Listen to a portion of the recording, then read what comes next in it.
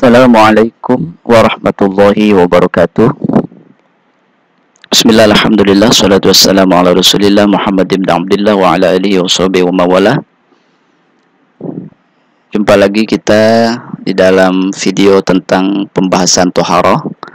Kali ini di bagian yang keempat yang masih berbicara tentang tata cara toharoh atau bersuci dari hadas, di mana pada video sebelumnya kita sudah membahas tentang cara bersuci dari hadas kecil, yaitu dengan berwudu.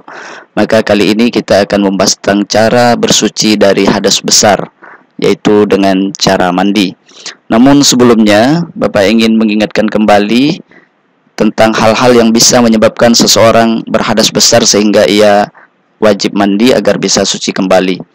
Yang pertama yaitu keluarnya air sperma atau air mani, baik karena bermimpi atau karena sebab lain, baik disengaja atau tidak. Yang kedua, karena berhubungan seksual atau berhubungan suami istri. Kemudian yang ketiga, karena keluarnya darah haid. Yang keempat, karena keluarnya darah nifas atau darah yang keluar setelah seseorang melahirkan. Kemudian yang kelima, yaitu karena keluarnya darah setelah seseorang melahirkan atau pada saat melahirkan atau darah wiladah. Dan yang terakhir, karena meninggal dunia.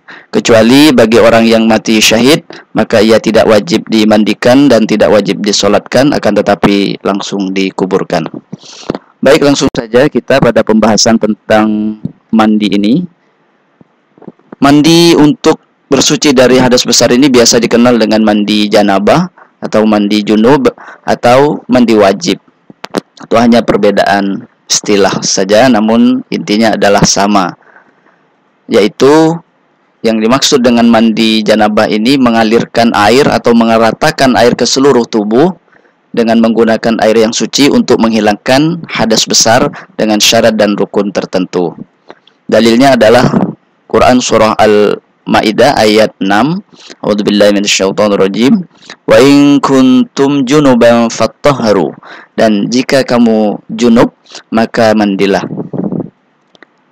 Berikutnya adalah syarat mandi janabah. Sebelum memulai mandi, pastikan syarat-syarat ini sudah harus terpenuhi terlebih dahulu.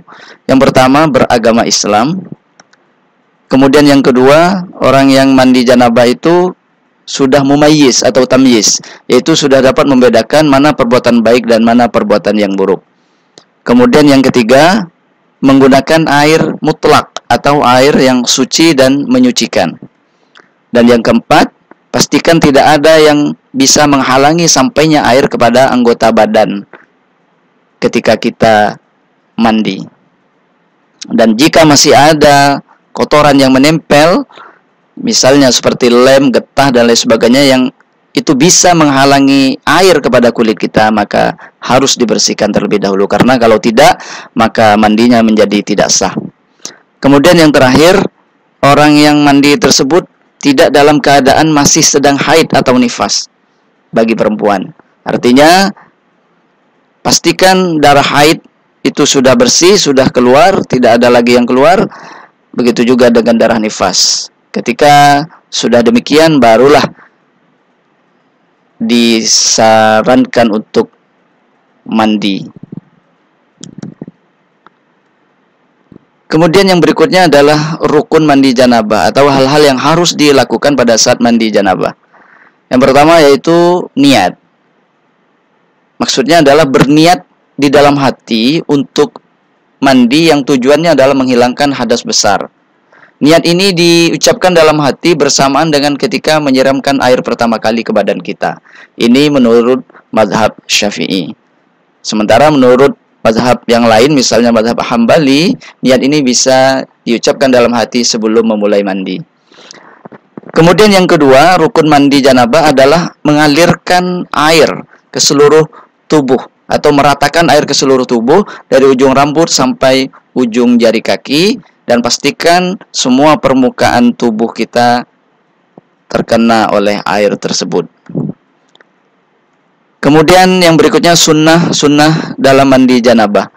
Yang pertama adalah membaca basmalah sebelum mandi. Kemudian yang kedua, disunnahkan sebelum kita mandi janabah ini berwudu, sebagaimana kita berwudu untuk menghilangkan hadas kecil. Ini adalah sesuatu yang dicontohkan oleh Rasulullah SAW. Kemudian yang ketiga, disunnahkan ketika menyiram badan, kita juga menggosok seluruh badan kita dengan tangan atau dengan benda lain yang bisa membantu memudahkan kita membersihkan badan. Kemudian yang keempat, mendahulukan menyiram bagian tubuh yang kanan, baru kemudian yang kiri. Misalnya ketika menyiram badan, kita siram sebelah kanan dulu, baru sebelah kiri. Kemudian disunnahkan yang terakhir, yaitu menutup aurat ketika mandi, atau mandilah di tempat yang tersembunyi. Kemudian terakhir, tata cara mandi janabah. Yang pertama, membaca basmalah sebelum memulai mandi, yaitu membaca Bismillahirrahmanirrahim. Kemudian dilanjutkan dengan membasuh kemaluan kita dengan tangan kiri.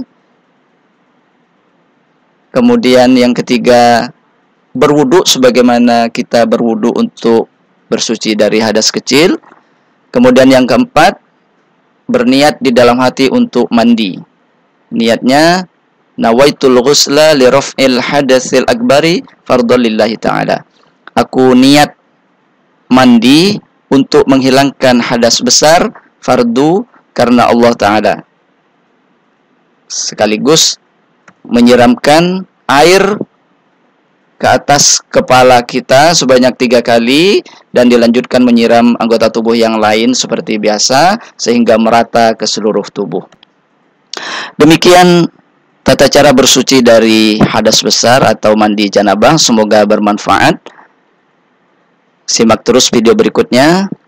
Sekian dan terima kasih. Wassalamualaikum warahmatullahi wabarakatuh.